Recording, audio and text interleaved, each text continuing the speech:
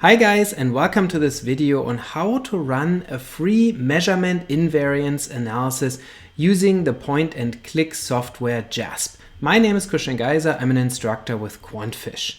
So when I first discovered this option, I couldn't believe how easy and convenient this is to run a multi-group confirmatory factor analysis using a point-and-click graphical user interface in JASP and do the invariance testing that we do typically with multi-group confirmatory factor analysis. So let's get started. Let me show you how this works. As you can see, I already have a data file open here in JASP. You can import SPSS data files or data files in other formats very easily into JASP. It's a very simple process. And so then once you have your data, you go to Factor and you choose the confirmatory factor analysis option. And so within that option, we have a multi-group option, as you can see here at the bottom. And so what we'll do first is we will first define our factors here in this input screen, which is super simple and kind of works like SPSS, point and click.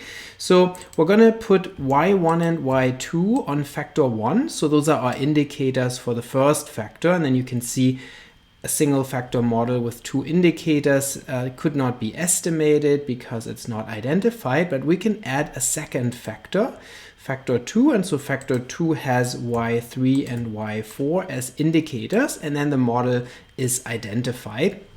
And so now after choosing that, we can see on the right hand side already a results section with output for a single group analysis. So that's a single group confirmatory factor model with two factors and two indicators per factor. We get a chi-square value here, as you can see, and we get parameter estimates, factor loadings, factor variances, factor covariances, and error variances. And so this is for a single group analysis. Now, if you want to run a multi-group analysis with measurement invariance tests, then you have to click on multi-group CFA down below on the left-hand side, and you have to choose a grouping variable first.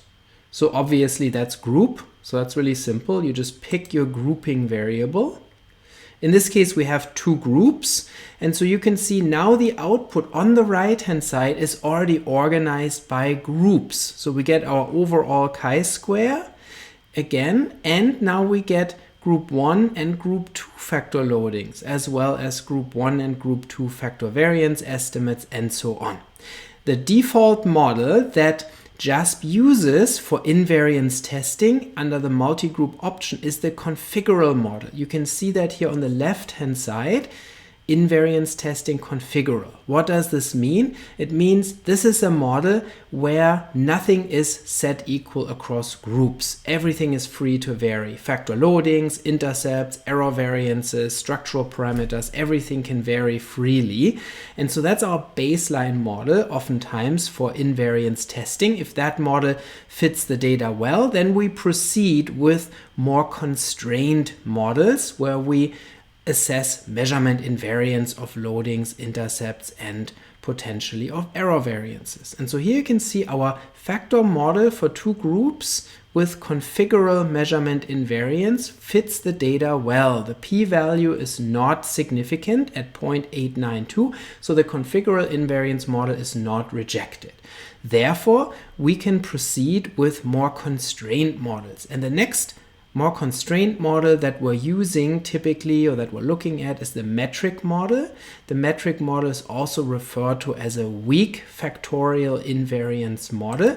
And under the metric model, factor loadings are constrained to be equal across groups. You can see that readily when you pick that option.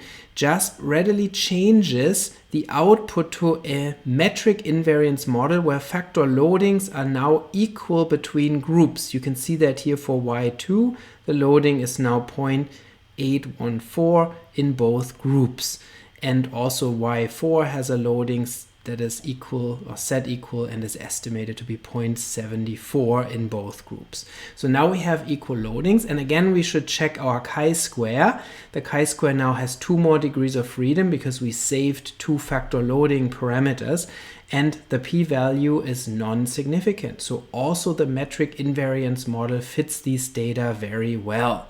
Then in the next step, we would look at scalar invariance, which has equal loadings and equal intercepts. Now you can see again, the loadings are set equal under scalar invariance as well, or strong invariance as we also call this model, but you don't see intercepts. When you scroll here, there are no intercepts, and that's because we haven't selected a mean structure yet. The intercepts are related to the factor and observed variable mean structure, and so in order to get that, we have to go to model options, and we have to select include mean structure.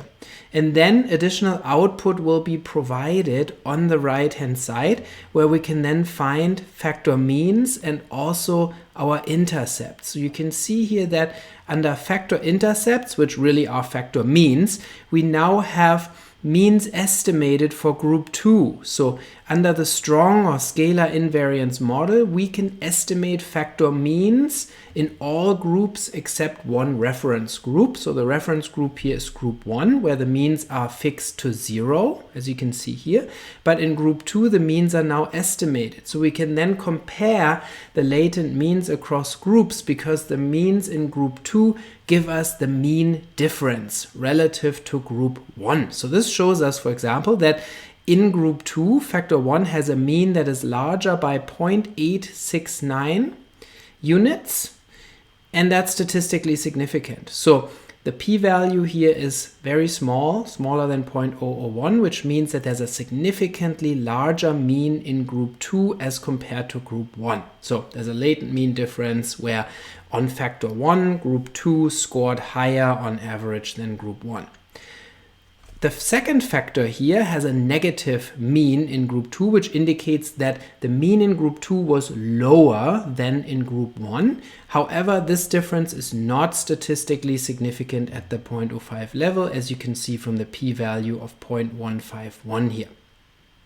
The intercepts then are shown in the next table, where you can see that these are also set equal across groups here for a given variable.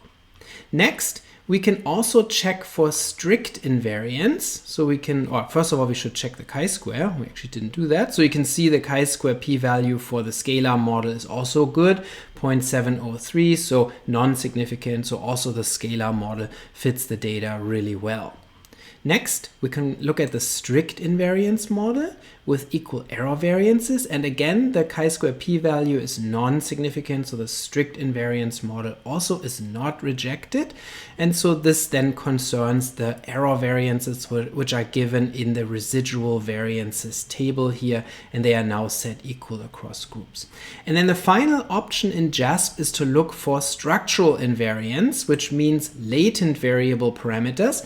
When you pick that option, all the measurement parameters remain set equal across groups, so loadings, intercepts, error variances, and then in addition, JASP also sets factor variances, factor means, and factor covariances equal across groups. So that model is very restricted. There are no differences allowed now between the groups, not in means, not in variances, not in covariances, and you can see that is rejected by the chi-square, so that model does not fit the data well, so that's not tenable. And we already saw that there was a significant mean difference, at least on factor 1, so it makes sense that this model of complete structural invariance would be rejected. I hope you found this video useful to learn about how to use JASP for measurement invariance tests, and I'll see you next time.